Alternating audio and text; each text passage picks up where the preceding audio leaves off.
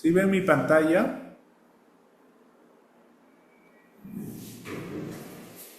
Sí, doctor. Bien. Hoy día vamos a ver el tema de cefaleas, en este caso migraña, como parte de la clase teórica. Entonces, el dolor de cabeza o cefalea es una enfermedad conocida desde hace muchos años. Ya los Paracas hacían trepanación craneana para los pacientes con cefalea, aparentemente para ahuyentar al espíritu malo que produce, o al demonio que producía dolor de cabeza. Entonces vamos a ver generalidades, definición, clasificación, fisiopatología y tratamiento.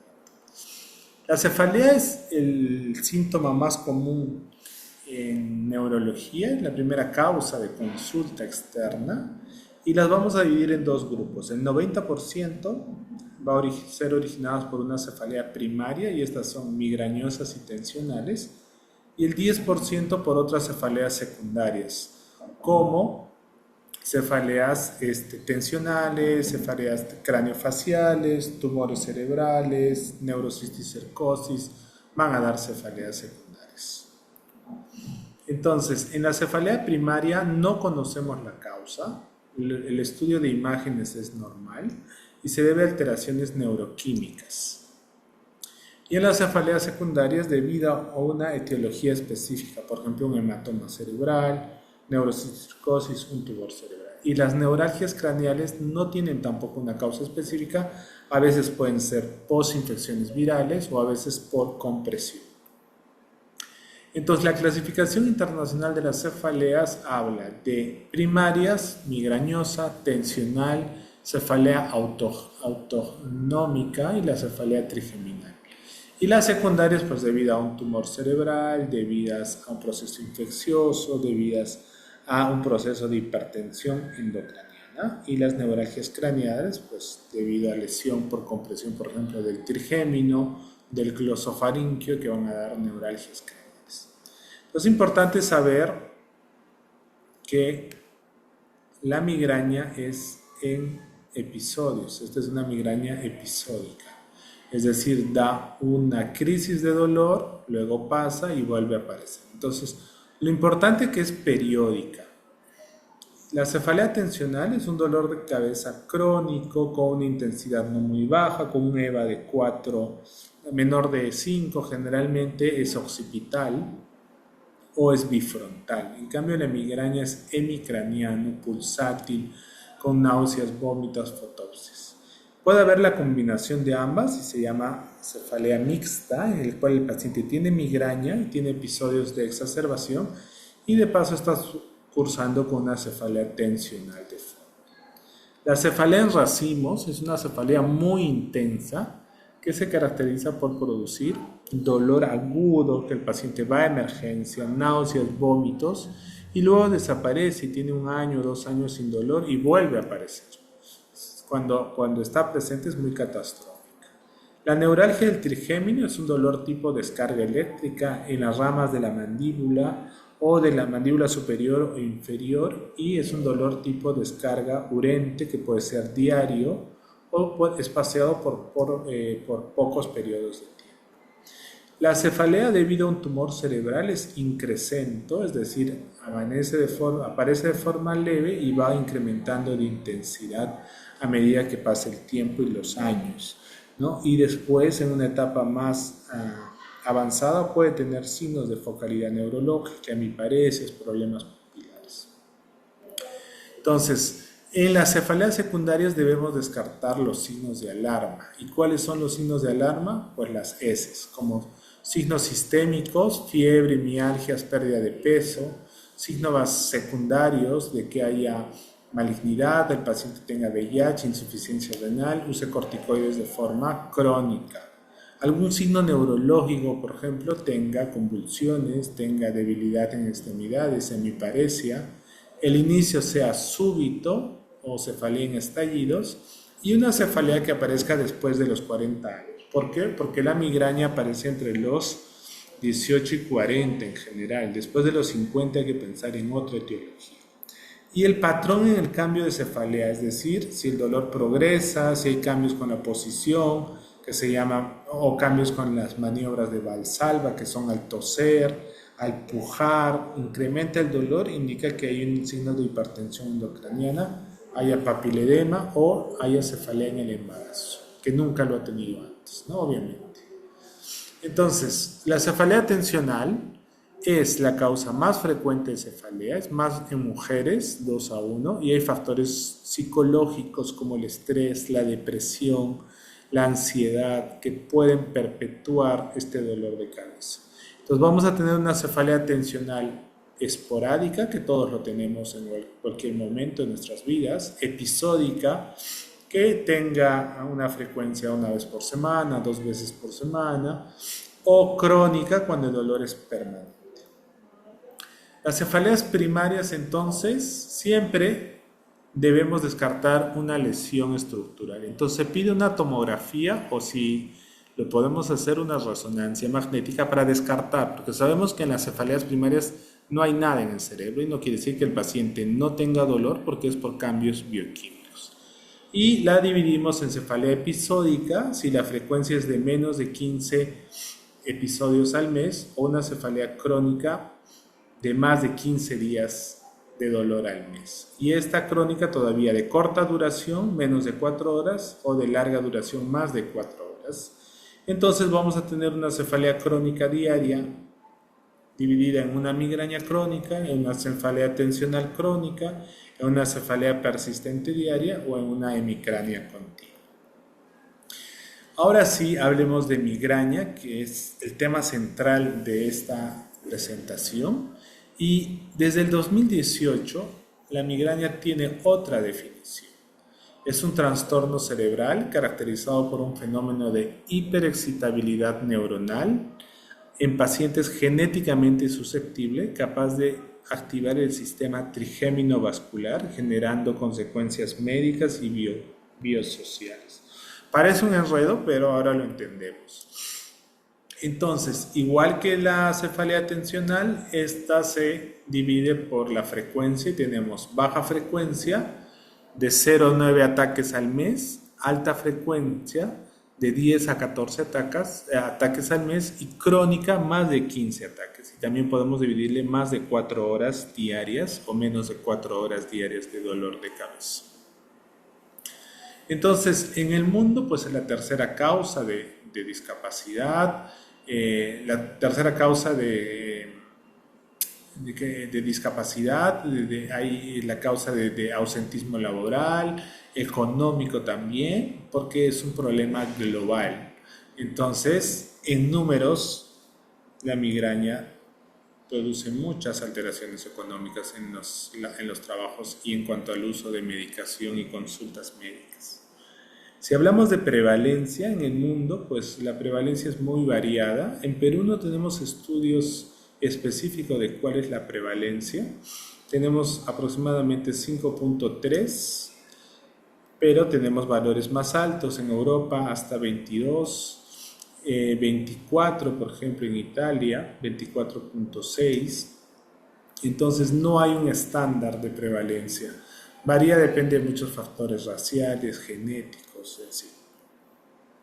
Lo que sí sabemos es la edad de presentación. Vemos en mujeres, que es en rojo, empieza desde los 10 años, con su pico mayor a los 30, 49 años y luego empieza a descender. Y en los hombres también, más o menos la presentación desde los 20 años hasta los 40 años, su pico máximo. Obviamente la frecuencia es más baja en varones que en mujeres. Y cuando le da al varón, pues el dolor es más incapacitante. En migraña crónica, pues la prevalencia es 1.8, 1.7, ¿no? Y más en mujeres también, desde los 19 hasta los 49 años, y en varones igual, pero con una prevalencia más baja de migraña crónica. Existen factores genéticos que condicionan que yo tenga migraña. Se ha identificado ya expresión de proteínas, variantes génicas y moléculas que alteran el metabolismo de este sistema trigémino vascular y van a originar migraña. Es así que tenemos migraña sin aura, 9 veces más riesgo de sufrir una migraña en familiares de primer grado. Y migraña con aura hasta 4 veces más de sufrir una migraña con aura. Entonces, sí hay un patrón heredable y lo vemos en nuestras familias. Básicamente mujeres, preguntamos a la paciente y dice, su mamá tenía dolor de cabeza, las hermanas tienen dolor de cabeza, las tías tienen dolor de cabeza. Entonces, hay un patrón hereditario importante. Entonces, la migraña se divide en migraña sin aura y con aura. Y las auras pueden ser de tipo migrañosa, que son fotopsias, destellos de luces. También puede haber una migraña hemipléjica familiar, donde el paciente tiene debilidad en la mitad del cuerpo. O vacilar, que tiene mareos, inestabilidad para caminar de forma transitoria. En los niños, el dolor de cabeza se puede asociar o puede empezar con vómitos cíclicos, con migraña abdominal, que es dolor intenso de barriga y después empieza con dolor de cabeza, o con vértigo paroxístico. También hay una migraña retiniana donde el paciente tiene un destello de luz o puede no ver por pequeños segundos y después empieza el dolor de cabeza. Y las complicaciones pueden ser desde un estado migrañoso, es decir, un dolor persistente que dure más de 3 días y no mejora con ninguna medicación, hasta una aura persistente que puede simular un infarto cerebral, un infarto migrañoso o crisis tipo convulsivas debido a la migraña. Vamos a ver por qué. Entonces, para hacer el diagnóstico debo tener 2 de estos 3 síntomas principales. El paciente tenga náuseas, tenga discapacidad y tenga fotofobia. ¿Okay? Si tengo 2, tengo el 81% de probabilidad ya confirmado de diagnóstico de migraña. Y si tengo 3, el 93% de los casos ya tiene migraña. ¿Okay? Y después ya tiene la fonofobia, el dolor hemicraniano, moderado severo, el aura, etc. Pero los 3 síntomas principales son los que llaman la atención. Ahora veamos cuál es la fisiopatología. Pues la migraña, dentro de su definición, hemos visto que es un trastorno neurovascular por activación del sistema trigémino vascular. Esa es la definición. Trastorno vascular porque va a haber una vasodilatación y una vasoconstricción de los vasos de la arteria de la meninge. Y hiperexcitabilidad del sistema trigémino vascular, que es el trigémino que va hacia la cara, hacia el cuero cabelludo. Entonces, este es el sistema trigémino vascular. Vean acá que este es el nervio trigémino que nace de la protuberancia, el ganglio de Gasser y las terminaciones que van a las arterias y venas de la meninge. Entonces, esto va a producir una vasoconstricción o una vasodilatación, va a llegar el impulso hacia la parte del tálamo, del hipotálamo, de la corteza y es todo un circuito que se activa en una etapa de migraña. Entonces, hay fases de migraña. Entonces, hay estímulos diversos que van a activar el hipotálamo, luego activación del ductus cerúleus, liberación de sustancias excitatorias e inflamatorias como liberación de potasio, va a producir una oligoemia, disminución del flujo sanguíneo, vasoconstricción y eso va a originar el aura. O activa el sistema trigémino vascular donde va a haber liberación de prostaglandinas y una sustancia que es la más importante, pregunta de examen, el gen activador de la calcitonina, que va a producir vasodilatación, una inflamación y la fase de dolor. Entonces tenemos una fase de aura y una fase de dolor. Lo vamos a ver acá. Y eso va a dar lugar a una sensibilidad periférica y central, es decir, de las terminaciones del cuero cabelludo, eso se llama alodinia cutánea, o del sistema nervioso central, donde va a haber una perpetuación del dolor. Entonces, la primera fase, miren acá, empieza en el lóbulo occipital, va a haber una vasoconstricción, entonces el paciente va a tener destellos de luz, escotomas y puede haber problemas sensitivos o motoras y va a ir hacia el área del lenguaje. Esto puede durar hasta 2 horas antes del inicio del dolor de cabeza. Entonces va a haber una hiperemia de 3 minutos y una oligoemia hasta de 2 horas. Va a haber destellos de luces, flashing, porque se da una disminución del flujo sanguíneo. Entonces hay una vasoconstricción de las arterias de la meninge Y en compensación va a haber una dilatación y aumento del flujo de la arteria meningia media. Entonces se va a producir una activación del sistema trigémino vascular y se produce la fase de cefalea. En esta fase de cefalea recuerden que se libera sustancias excitatorias, inflamatorias y se va a activar el gen activador de la calcitonina. Esta sustancia es proinflamatoria, libera óxido nítrico y se produce vasodilatación. Entonces, vean acá la vasodilatación, las arterias de la meninge media en la corteza cerebral y va a producir la producción del gen activador de la calcitonina y sustancias inflamatorias que va a producir una inflamación estéril de la meninge. Entonces, esa es la fase de cefalea. Entonces, este gen activador de la calcitonina va a activar las neuronas cerebrales, va a producir la sensibilización central, va a producir la cronificación de la migraña y la modulación de la actividad. Entonces, esta inflamación meningia es una inflamación neurógena, es un proceso inflamatorio que va a activar todos los nociceptores de la meninge y va a producir ataques de migraña. Esta es la sustancia más importante en la migraña. Por tanto, todos los tratamientos actuales, los anticuerpos monoclonales que se está trabajando son para bloquear el gen activador de la calcitonina. Este es un resumen de lo que pasa. Entonces, el paciente viene con una fase de oligoemia, es decir, vasoconstricción, se produce el aura y luego se va a activar el sistema trigémino vascular a través de los vasos de la meninge, se produce una vasodilatación, se activa el tálamo, el hipotálamo y después la corteza con la fase de dolor. También es importante ver que en el tronco cerebral están los núcleos viscerales, por tanto el paciente va a tener náuseas y vómitos, porque se activa este núcleo de las náuseas y vómitos. Entonces el paciente empieza con destellos de luces o dolor y empieza a vomitar y se hace un círculo vicioso.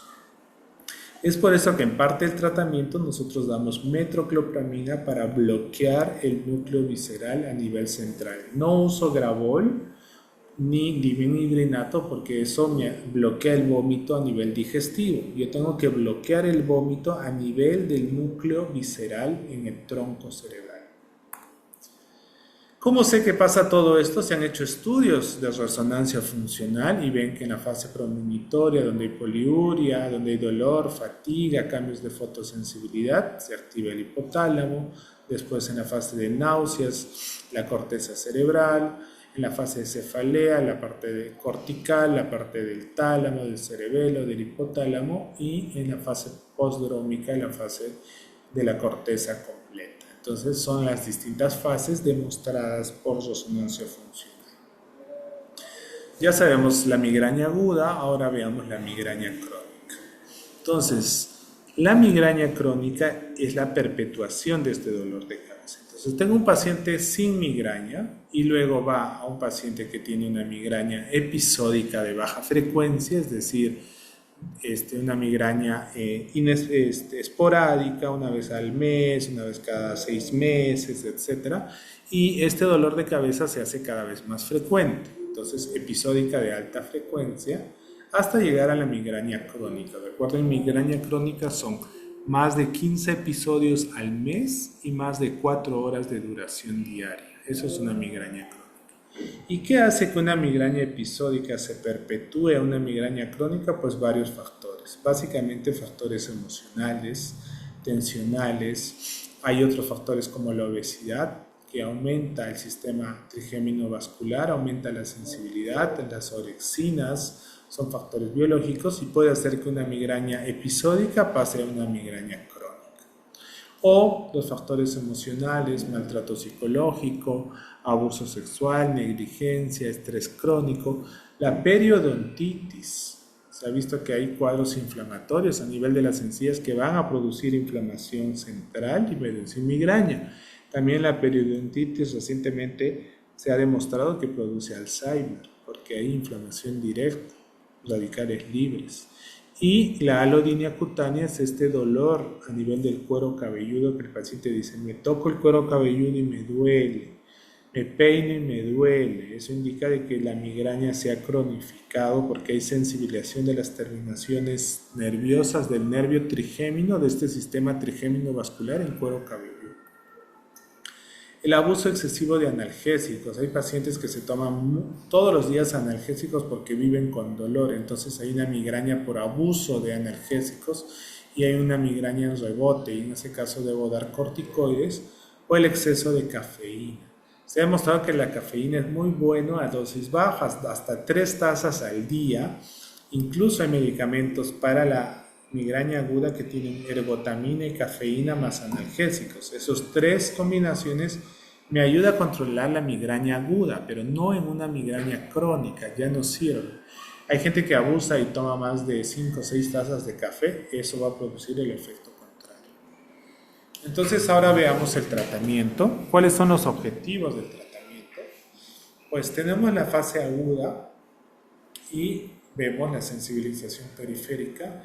Podemos atacar la vasodilatación con inhibidor del receptor 5-HT. Y en la fase cerebral o en la fase de sensibilización central, pues medicamentos que modulen la transmisión del dolor a nivel del tronco cerebral y de las neuronas de la corteza. ¿Ok? Entonces son 2 etapas diferentes. Para la parte aguda debemos usar, si es crisis leve, los AINES, naproxeno, ibuprofeno, dexketoprofeno, aspirina, pero en dosis altas. Y en la crisis grave vamos a usar triptanes. ¿Okay? Son medicamentos específicos para bloquear la vasoconstricción y pueden originar vasodilatación. ¿Okay? Entonces tenemos almotriptán, eritriptán, naratriptán, sumatriptán, solmitriptán. En Perú tenemos almotriptán, naratriptán, sumatriptán, nada más, por vía oral. En otros países tenemos inhalatorio, tenemos en aerosoles que pueden actuar más rápido. Entonces, para la etapa aguda, dosis altas de aspirina hasta 1000 miligramos, naproxeno 1000, ibuprofeno de 600 a 1200, diclofenaco 100, dexketoprofeno, que es un excelente analgésico, hasta 50. Y para triptanes en la etapa aguda, pues tenemos nasales, tenemos orales, ¿no? Y en el Perú tenemos estos 3. Y el tratamiento preventivo ya se basa en medicamentos que modulan el dolor a nivel del tronco cerebral y de la corteza. Entonces, ¿cuándo doy tratamiento preventivo? Cuando el paciente tiene una migraña crónica, es decir, más de 15 días de dolor y más de 4 horas de dolor al día, y esto sea discapacitante. No puede trabajar, no puede hacer sus actividades de vida diaria, entonces usamos medicamentos como antiepilépticos que modulen esta liberación del dolor, como valproato de sodio, topiramato, beta bloqueantes, propanolol, metoprolol, antidepresivos tricíclicos como amitriptilina, duales como venlafaxina. Son los más usados, ¿ok? Entonces, en el mundo el que más se usa es topiramato, es un antiepiléptico que hay que usar dosis de 50 a 100 una vez al día. Valproato de sodio también, pero en dosis única. El problema son los efectos secundarios, y si más en mujeres, pues puedo ver, si se embarazan puede producir malformaciones fetales, ovario poliquístico. Otros tratamientos, gabapentinoides, antidepresivos, fluoxetina, amitriptilina es el que más usamos para migrañas crónicas. Entonces, dependiendo si el paciente tiene síntomas ansiosos, no duerme, le voy a dar un antidepresivo que me va a ayudar como preventivo de migraña y mejorar su estado anímico y su crisis de ansiedad que desencadenan más dolor. ¿Cuánto tiempo voy a usar? Entre 3 a 6 meses de forma diaria. Esto no es para el dolor, esto es para evitar que el paciente tenga dolor o su frecuencia sea más espaciada. Si antes tenía 2 veces a la semana, con esto va a tener 1 vez al mes. Si antes tenía una intensidad 10 de días de dolor, ahora va a ser menos intenso y con un paracetamol podría controlar. ¿Ok? Recuerden que la migraña no cura. Entonces tenemos un tratamiento agudo que son AINES más triptanes y un tratamiento crónico que son los antiepilépticos, los gabapentinoides y los antidepresivos. Entonces, finalmente, ¿cómo es el algoritmo de tratamiento en la migraña? Debemos educar al paciente, debemos mejorar sus condiciones de sueño, de ansiedad, la obesidad, el estrés que puedan perpetuar esto, el sueño, el uso excesivo de cafeína, controlar el maltrato si es que hay psicológico, físico, en fin, y el uso excesivo de medicación. Cambiar los estilos de vida y empezamos por un preventivo. Topiramato de 50 a 100 podemos asociar a mitriptilina o podemos usar en pacientes que no sean más jóvenes propanolol, flunaricina. Por ejemplo, en niños la migraña aparece ya desde los 5 o 6 años de edad, entonces se usa mucho flunaricina en niños o valproato de sodio. Si no mejora y el paciente sigue teniendo crisis y esto es refractario, usamos toxina botulínica, que va muy bien. La toxina botulínica se coloca hasta 195 unidades, 32 puntos alrededor de la cabeza, el cuero cabelludo y cuello, y se usa en pacientes que no responden a dos de estos medicamentos preventivos. Usamos mucho ahora toxina botulínica y la respuesta es muy buena. Ya si no mejorara con toxina botulínica, pues el siguiente paso es usar anticuerpos monoclonales, todavía están en estudio. Galencumab es uno de ellos. Muy bien, preguntas.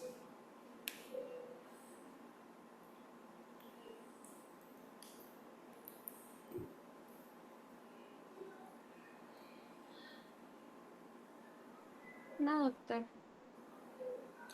Ok, si no hay más preguntas, disculpen la tardanza, eso sería todo. Gracias, doctor. Buenas tardes. Buenas tardes.